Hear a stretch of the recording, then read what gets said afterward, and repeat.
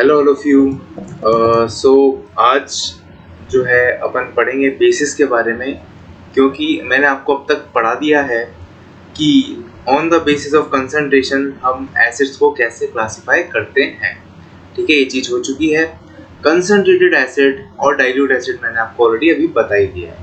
ठीक है, आज हम पढ़ेंगे बेटा दैट इज, सबसे पहले बेसिस स्टार्ट करने से पहले हमें यूजेस ऑफ एसिड पढ़ने हैं आज। तो first of all what are the uses of acids वो हम पढ़ेंगे। तो the very first one is जो इथेनॉइक एसिड है जिसका फॉर्मूला होता है CH3COOH, जिसको हम एसिटिक एसिड भी बोलते हैं, जो कि विनेगर में प्रेजेंट होता है। किसमें होता है बेटा? विनेगर में प्रेजेंट होता है।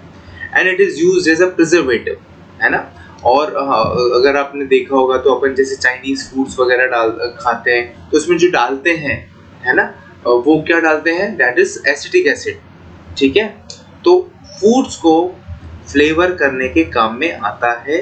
ठीक है, एज वेल एज वो प्रिजर्वेटिव के भी काम में आता है। जैसे अचार वगैरह बहुत सारी चीजें होती है, उसमें डुबो के भी रखते हैं, तो बहुत सारी चीजें हैं, तो विनेगर इसमें काम में आता है। ठीक है, विनेगर से हमें एसिटिक एसिड मिलता है, वो इस काम में आता है। ठीक है, क्लियर है बेटा। Next point is hydrochloric acid is used in industry to remove rust from metals before they are painted.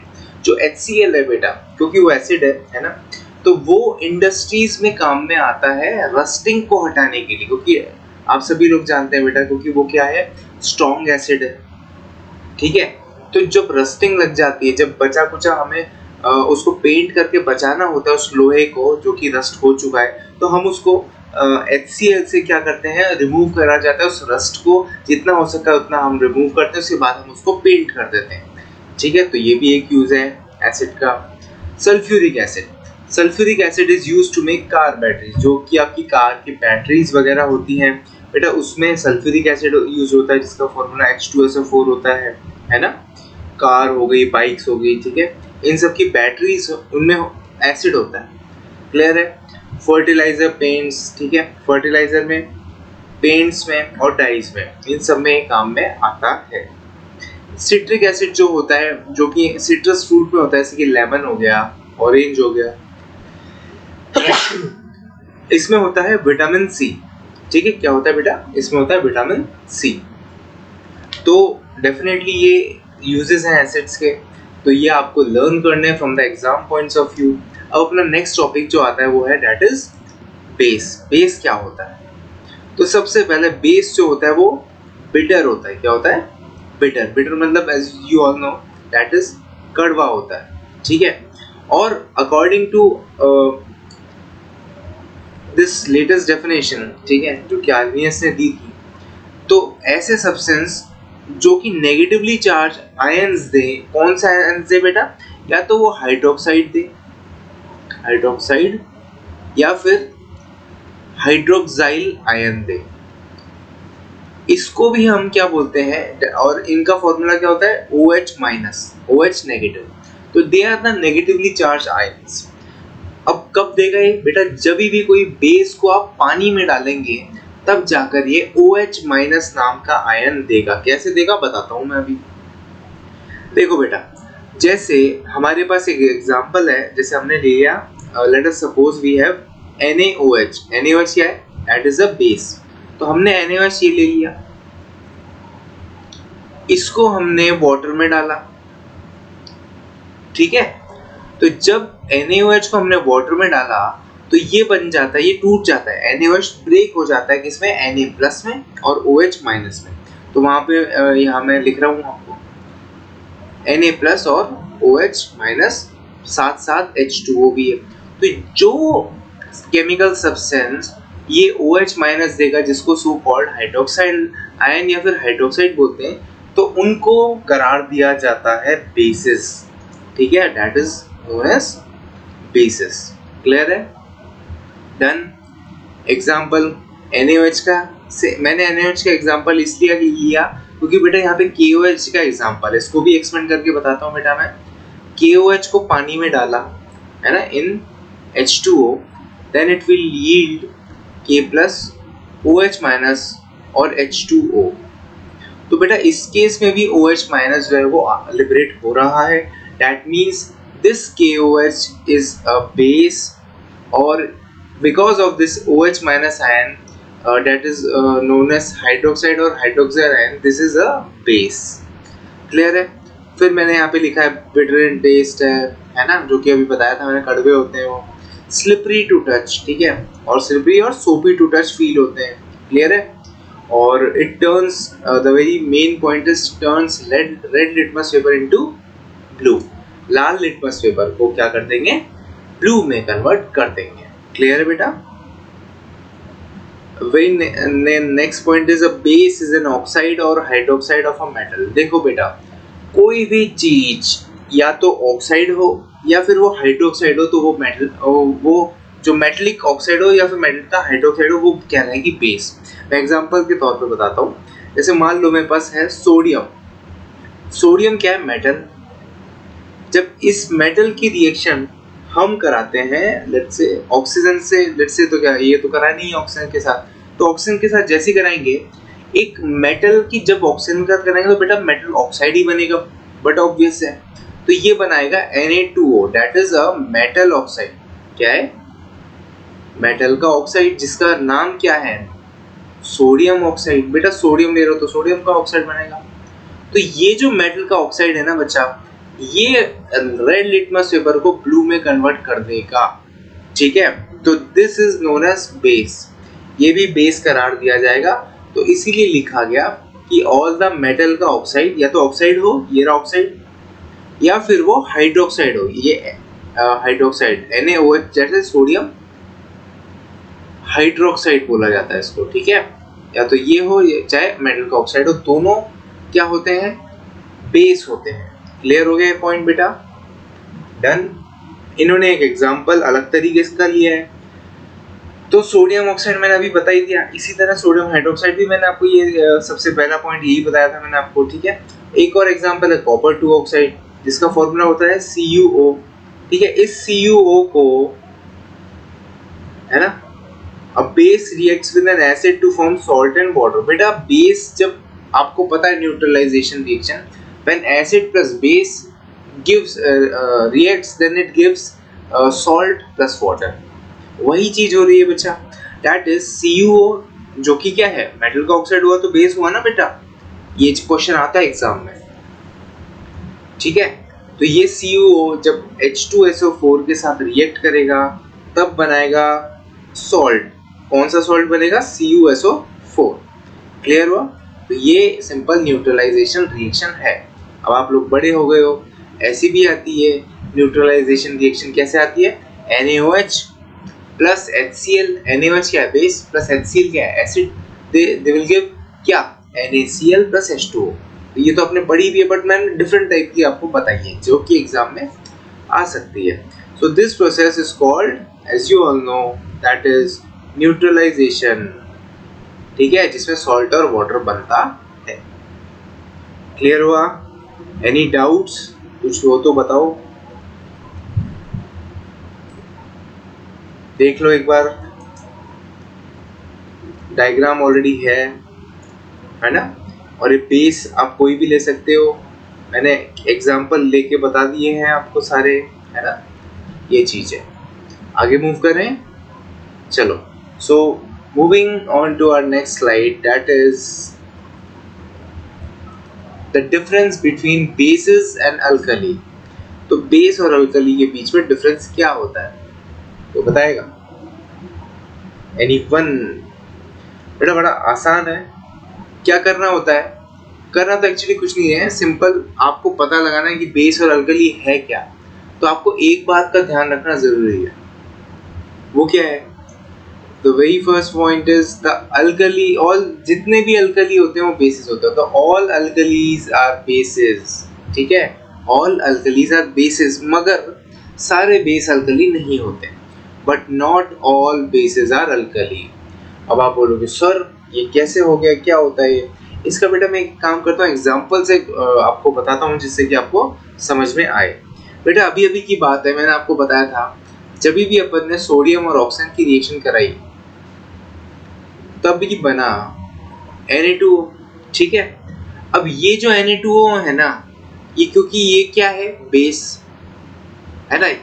इस Na2O को जब हम पानी से रिएक्ट कराएंगे तब बनेगा NaOH, इसका नाम है अल्कली। ठीक है, अब बोलोगे सर ये NaOH भी बेस होता है तो अल्कली क्या होता है? बेटा सिंपल सी बात है, जितने भी बेस होते हैं ये बेस है, अगर वो वाटर सॉल्यूबल है तो वो अल्कली कहलाएंगे। ठीक है, तो डेफिनेट बात है जितने भी अल्कली बने वो खुद बेस तो होंगे ही ना, इसलिए लिखिए line, all alkalis are bases, सारे अल्कली बेस तो होते ही हैं। खत्म, आया समझ में? ओके, जैसे मान लो क्लास में बॉयज और गर्ल्स है, मैं बोलूं 12 बॉयज है 12 गर्ल्स है, ठीक है, तो अच्छा मैं कैसे बोलूंगा? 12 बॉयज हैं, तो जो बॉयज हैं वो स्टूडेंट भी तो हैं ही। ऐसी एग्जांपल के लिए मैं आपको बता रहा हूँ जिससे आपको ध्यान रहे। अब इसमें एक और पॉइंट आता है जो कई बच्चों को दिमाग में कंफ्यूजन क्रिएट करता है, तो ये है not all bases are alkali, सारे बेस अल्कली नहीं होते। एग्जांपल से बताता हूँ, ऐसे ज्यादा समझ में आएगा। जैसे मान लो कॉपर का ऑक्साइड है, ये कॉपर ऑक्साइड, ये जब H2O के साथ रिएक्ट करता है, पहली बात तो ये रिएक्ट ही नहीं करता, रिएक्ट करके अल्कली बनाता ही नहीं है। ठीक है, तो ये चीज है कि copper oxide is base but not alkali, यानी कि जो भी बेस होगा, अगर ऐसा बेस जो वाटर में सॉल्युबल होता ही नहीं है तो उसको हम क्या बोलेंगे? वो हो ही नहीं रहा, अल्कली बन ही नहीं रहा। तो इसलिए मैंने लिखा कि all bases are not alkali, सारे जितने भी बेसेस होते हैं वो अल्कली नहीं होते हैं। क्लियर हो गया बेटा? सो ये पॉइंट है ना, इसलिए ये हम बोला जाता है all alkalis are base but all bases are not alkali, not all bases are alkali. ठीक है, क्लियर हो गया? सारे बेस अल्कली नहीं कहलाते, आपको एग्जांपल मैंने बता दिया, क्योंकि ये वाटर से रिएक्ट नहीं कर रहा है। खत्म, done. This is because it is insoluble in water and hence cannot produce hydroxide ion in water. Sodium hydroxide is an alkali because it dissolves in water to produce hydroxide ion. Sodium hydroxide क्या होता है बेटा? ये खुद alkali होता है because it dissolves in water to produce hydroxide ion. वो dissolve हो जाता है पानी में और वो हाइड्रोक्साइड आयन प्रोड्यूस करता है। डन। फॉर एग्जाम्पल ये रहा पूरा NaOH एक्वस, यानी एक्वस मतलब H2O के साथ, तो डेफिनेट बात है ब्रेक होगा Na प्लस में, OH माइनस में और H2O। क्लियर है? ये स्लाइड थी, तो ये आपको एग्जाम में क्वेश्चन पूछा जा सकता है। प्लस और भी बहुत सारे ओलंपियाड्स के एग्जाम होते हैं तो उसमें भी आपको ये क्वेश्चन पूछा जा सकता है, तो ध्यान में रखना ये बात। क्लियर है? डन। आगे मूव करें। चलिए नेक्स्ट पॉइंट इज, अब हम क्लासिफाई करते हैं बेसिस को। तो क्लासिफिकेशन ऑफ बेसिस हम कैसे करेंगे? सबसे पहला एसिडिटी के टाइप से, है ना, on the basis of acidity. अब ध्यान रखना बेस की क्या देखी जाती है? एसिडिटी। ये एसिडिटी वो पेट दर्द वाली एसिडिटी नहीं है बेटा, ये एसिडिटी डिफरेंट है, यानी कि कितने OH माइनस आयन लिबरेट हो रहे हैं। बताता हूँ इसको एग्जांपल से। पहले डेफिनेशन देखो, acidity is of a base is number of hydroxyl ion, है ना, कितने नंबर ऑफ हाइड्रोक्साइल आयन क्या होता है? OH माइनस, है ना, number of hydroxyl ion produced, कितने OH माइनस आयन प्रोड्यूस हो रहे हैं? एक molecule, one molecule of a base से, यानी कि हमने यहाँ एक मॉलिक्यूल बेस ले लिया कोई, है ना, ये ले लिया NaOH, ये बेस है ना, एक मॉलिक्यूल ले लिया। इस एक मॉलिक्यूल से कितने OH लिबरेट हो रहे हैं? तो बेटा जब इसको तोड़ेंगे अपन तो ये टूटेगा कैसे में? Na प्लस में और OH माइनस में। तो कितने OH माइनस है बेटा? 1। एक NaOH से, एक मॉलिक्यूल NaOH से एक ही OH माइनस आयन लिबरेट हो रहा है। आया बात समझ में? तो this is this Na plus और OH माइनस। अब मैं एक और आपको एग्जांपल से बताता हूँ। KOH का ले लिया तो ये टूटेगा किसमें, K प्लस और OH माइनस में, तो इसमें भी एक ही OH आयन आया। और अगर आपने बात करी किसकी, मैं आपको यहाँ पे बताता हूँ, ये तो हो गया मोनो एसिडिक, अभी मैंने बताया आपको। अगर हमने बात करी CaOH होल ट्वाइस की, दो हो जाए तो क्या होगा। सबसे पहले मैं आपको यहाँ पे बता दूं कि बेसिस की एसिडिटी तीन टाइप से देखी जाती है, मोनो एसिडिक, डाई एसिडिक और ट्राई एसिडिक। ठीक है, तो मोनो एसिडिक बेस क्या होते हैं, जिसमें अभी बताया मैंने, विच कंटेन ओनली एक मॉलिक्यूल NaOH से एक ही OH माइनस आयन लिबरेट हो जाए। मगर डाई एसिडिक क्या होते हैं बेटा, जैसे for example CaOH whole twice है, तो इस CaOH होल ट्वाइस को अगर मैं यहाँ पे खोलूं तो ये Ca+2 और OH माइनस कितने लिबरेट हो रहा है, तो दो OH माइनस लिबरेट हो रहे हैं। तो यही डेफिनेशन कह रही है, in which from one molecule of base, एक मॉलिक्यूल बेस से, देखो ये एक मॉलिक्यूल है यहाँ पे, ये रहा one molecule CaOH whole twice से कितने OH लिबरेट कर रहे हैं, इट गिव्स 2 हाइड्रोक्साइल आयन, यानी कि 2 हाइड्रोक्साइल आयन दे रहा है वो। आई बात समझ में? फिर नेक्स्ट है MgOH होल ट्वाइस, तो बेटा इसमें भी होल ट्वाइस है ना, MgOH होल ट्वाइस, तो इस ये भी 2 हाइड्रोक्साइल आयन देगा। So this is the meaning of diacidic. ठीक है, तो उसकी एसिडिटी कितनी हो गई, इस केस में हो गई 1, और इसीलिए बेटा 1 डिनोट्स मोनो, मोनो हम तभी तो बोलते हैं मोनो मतलब 1, और इस केस में एसिडिटी होगी 2, that means diacidic, di मतलब 2। इसी तरह से बेटा ट्राई एसिडिक होती है, दैट इज 3, यानी कि AlOH होल थ्राइस है ना, तो एक मॉलिक्यूल AlOH होल थ्राइस से 3 OH माइनस आयन लिबरेट हो जाएंगे, तो उसको हम बोलेंगे ट्राई एसिडिक। और इसी तरह FeOH होल थ्राइस से भी 3 ही OH माइनस लिबरेट होंगे। आई बात समझ में? देखो इसको एक बार, जस्ट गो थ्रू इट।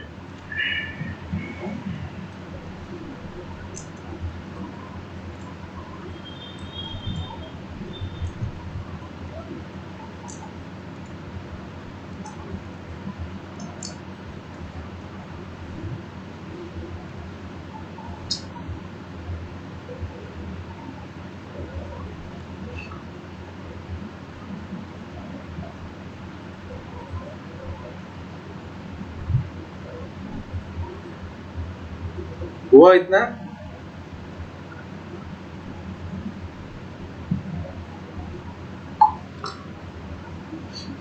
ठीक है, नेक्स्ट देखते हैं अपन।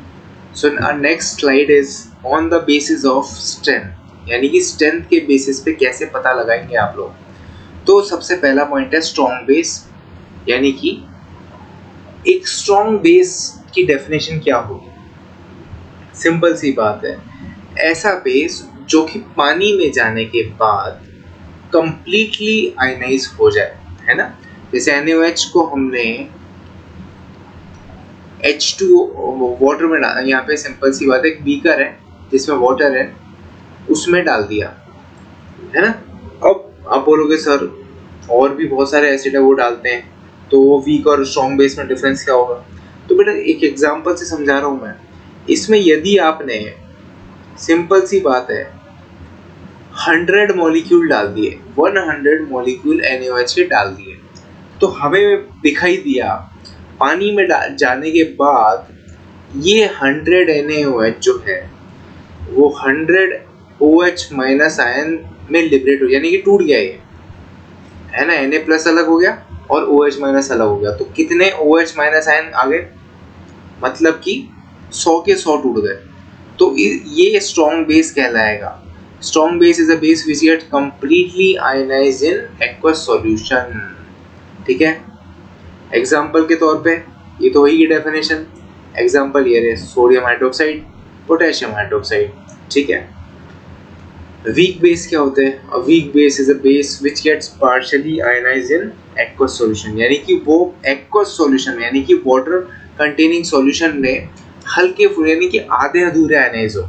मतलब मान लो मैंने 100 मॉलिक्यूल डाल दिए NH4OH के, है ना, ये एग्जाम्पल है। अमोनियम हाइड्रोक्साइड का फॉर्मूला होता है NH4OH, और एल्यूमिनियम हाइड्रोक्साइड में कुछ भी ले सकते हैं। तो लेट अस सपोज हमने ले लिया 100 मॉलिक्यूल ऑफ NH4OH।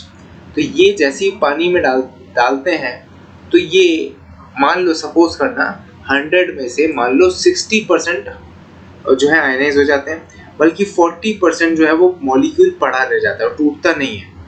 ठीक है, 60 टूट गए और OH माइनस बना डाला, है ना। बाकी के जो 100 में से जो 40 बने वो टूटे नहीं, वो एज इट इज ये मॉलिक्यूल पड़े रहे। तो इसलिए बोला गया है कि which gets partially ionised in aqueous solution. इसको एक बार गो थ्रू इट, कोई डाउट्स है तो पूछो।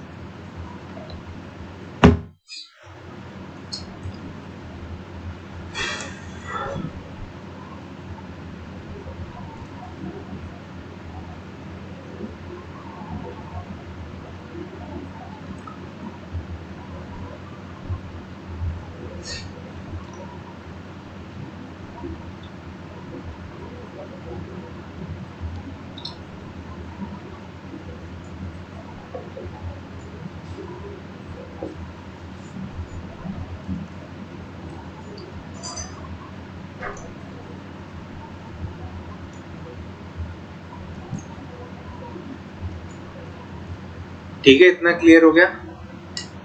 तो अगला पॉइंट देखो अपना क्या है, on the basis of concentration, है ना। ये स्लाइड हो ही गई कंप्लीट। अगली स्लाइड है on the basis of concentration.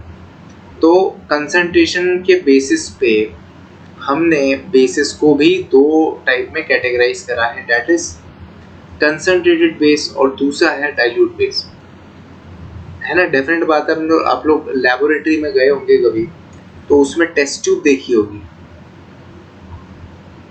In test tube पे सिंपल ऐसे लिखा रहता है कंसंट्रेटेड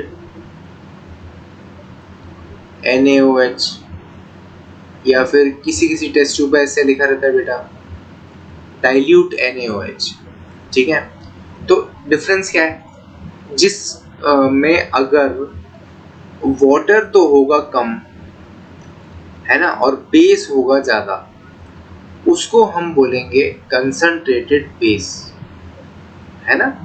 यानी कि उसकी कंसंट्रेशन ज्यादा है बेस की, बेस का अमाउंट ज्यादा है, इसलिए मैंने यहाँ पे बेस में एरो अपवर्ड कर दिया। और वाटर का अमाउंट कम है, तो वही लिखा है which contain less amount of water and more amount of base. Done? And the next one is dilute base which contain more amount of water. इसमें क्या होता है, वाटर ज्यादा और बेस होता है कम। ठीक है, पानी ज्यादा तो डाइल्यूट, इतना सा है। तो डाइल्यूट बेस और कंसंट्रेटेड बेस अपना डन है। Any doubts? ठीक है, कोई डाउट नहीं है ना। अगले आगे मूव करते हैं। तो next point is actually uses of base है। पॉइंट तो क्या, यूजेस ऑफ, टॉपिक अपना आया यूजेस ऑफ बेस। तो पहला पॉइंट है सोडियम हाइड्रोक्साइड और potassium hydroxide are used in making soap. ठीक है, वो साबुन बनाने के काम में आते हैं। ठीक है, being good conductor of electricity, alkali are used in alkaline batteries. जो भी क्योंकि वो भी गुड कंडक्टर ऑफ इलेक्ट्रिसिटी होते हैं। कोई भी चीज गुड कंडक्टर ऑफ इलेक्ट्रिसिटी क्यों होती है, सोच के बताओ। क्योंकि उसमें आयंस होते हैं। क्या होते हैं? आयंस। तो क्योंकि उनमें आयंस होते हैं तो वो क्या होता है, इलेक्ट्रिसिटी के कंडक्टर होता है। तो ये अल्कली उनमें से एक है, इसमें भी आयंस होते हैं फ्री, Na+ और OH-, अभी बताया था। तो alkalis are used in alkaline battery, वो भी अल्कलाइन बैटरी के काम में आते हैं। जैसे एसिड में H2SO4 आता था, बेसिस में अल्कलीज आते हैं जैसे NaOH, KOH एटसेट्रा। अगला पॉइंट देखो, ammonia solution is used in window cleaner. जो खिड़की वगैरह साफ करने के काम में आता है वो क्या है, अमोनिया का सॉल्यूशन। अगला पॉइंट देखो, magnesium hydroxide is used in toothpaste. जो अपन टूथपेस्ट करते हैं रोज सुबह उठ के, उसमें क्या होता है, वो बेस होता है। क्यों बेस होता है? क्योंकि जब भी आप कुछ खाते हो तो खाना जम जाता है दांतों में, चॉकलेट खाते हो तो वो जम जाती है दांतों में, तो उसको खाने के लिए बैक्टीरिया, माइक्रो ऑर्गेनिज्म ये सब अटैक कर देते हैं। किस पे? आपके मुंह के अंदर जो पड़ा हुआ खाना है, जो कि साफ नहीं हुआ, इसलिए बोलते हैं जो रिंस करो उसको, माउथ को। तो इसीलिए वो खाने के लिए बैक्टीरिया वायरस को लग जाते हैं, तो बैक्टीरिया और माइक्रो ऑर्गेनिज्म जो है वो वेस्ट सब्सटेंस लिबरेट करते हैं, जो होते हैं एसिडिक। वो वेस्ट सब्सटेंस हमारे दांतों में जमा होता रहता है और वो हमारे दांतों को खराब करता है, कोरोड करता है और हमारे पीएच लेवल को गिरा देता है। आगे पीएच बढ़ाने वाला हूँ मैं आपको, तो उसको लेवल को गिरा देता है, बहुत इतना कम कर देता है। 7 तो न्यूट्रल होता है, सबको पता है पीएच, तो 5.5 तक ले आता है वो। तो इतने में दांत का जो टूथ एनिमल है, जो कि हार्डेस्ट सब्सटेंस है अपनी बॉडी में, कैल्शियम फॉस्फेट, टूथ एनिमल, ये आया हुआ क्वेश्चन है एनटीएससी में, उसको ये खराब कर देता है। तो उसको प्रिवेंट करने के लिए हम लोग ब्रश करते हैं, दैट इज टूथपेस्ट। ब्रश के माध्यम से टूथपेस्ट करते हैं, ठीक है। तो वो जो होता है बेसिक इन नेचर होता है। तो बेटा आप खुद बताओ बेस क्यों होता है? क्योंकि बेटा जो भी बैक्टीरिया वगैरह वो सब एसिड लिबरेट करते हैं, उनके वेस्ट प्रोडक्ट तो एसिड ही होते हैं। उसको न्यूट्रलाइज करने के लिए हमने लिया base, that is magnesium hydroxide, और अन्य बहुत सारे बेस भी डाले जाते हैं। बोलो समझ में आया? बताओ हाँ या ना। ठीक है जी। नेक्स्ट है कैल्शियम हाइड्रोक्साइड, है ना, स्लेक्ड लाइम। तो कैल्शियम हाइड्रोक्साइड जो है, it is used to neutralise acids found in acidic soil. अब होता क्या है, जो कैल्शियम हाइड्रोक्साइड होता है बेटा, वो एक बेस है, सब लोग जानते हैं। कैल्शियम हाइड्रोक्साइड का फॉर्मूला क्या होता है? CaOH होल ट्वाइस, है ना, ये बेस है। तो ये भी न्यूट्रलाइज करने के काम में आता है। अगर कब आता है? अब आप सोचोगे अरे ये कब आएगा, मुंह में थोड़ी ना अपन बेस की तरह डालेंगे। तो सिंपल सी बात है, जब कभी एसिडिक सॉइल हो जाती है, जो सॉइल का भी पीएच होता है बेटा, वो पीएच भी क्या होता है कि कम हो जाता है सॉइल का। जब कभी एसिडिक रेन आ जाती है, आपने नाम सुना होगा, जब वो एसिडिक रेन आती है तब उसका पीएच लेवल लो हो जाता है ना, यानी कि उसमें एसिडिक कंटेंट बढ़ गया। एसिडिक कंटेंट बढ़ता है तब क्या होता है, तब हमें मैनुअली कैल्शियम हाइड्रोक्साइड, जो कि एक बेस है, वो डालना पड़ता है, जिसकी वजह से उसका पीएच जो है वो बैलेंस हो जाए। बैलेंस हो जाएगा तो न्यूट्रल हो जाएगा, और जो सॉइल है वो न्यूट्रलाइज हो जाएगी, जिसकी वजह से पेड़ पौधे उग पाएंगे बहुत इजीली, प्रिवेंट जो है वो हो जाएंगे, बचेंगे भी और नए नए उगेंगे भी। आई बात समझने? तो ये जो है यूजेस ऑफ बेस मैंने आपको पढ़ाया, इसको देख लो एक बार, एनी डाउट्स हो पूछो।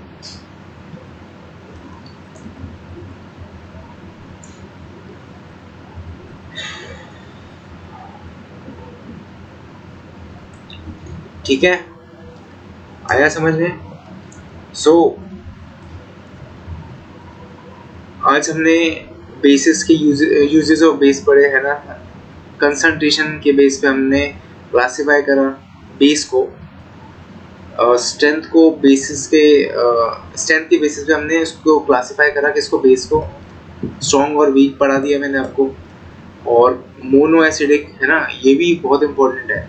Classification on the basis of acidity, तो 3 टाइप के क्लासिफिकेशन पढ़े, मोनो एसिडिक, डायएसिडिक, ट्राइएसिडिक। इनको बेटा आपको अच्छे से लिख लिख के पढ़ के आना है, जिससे कि आपको आगे कोई दिक्कत ना आए, ठीक है। और क्लासिफिकेशन ऑफ बेस हुई है अपना। चलिए डिफरेंस पढ़ा दिए मैंने आपको। ओके, तो बेसिस आई थिंक सो आपको समझ में आया होगा। चलिए तो एक काम करते हैं, आज के लिए इतना रखते हैं बिल्कुल, है ना। और नेक्स्ट टर्न पे जो कि थोड़ा लेंथी टॉपिक आने वाला है ना, वो मैं आपको फिर नेक्स्ट टर्न पे पढ़ाता हूँ। क्लियर है? So thank you so very much. आगे बहुत कुछ पढ़ना है अपन को। Thank you.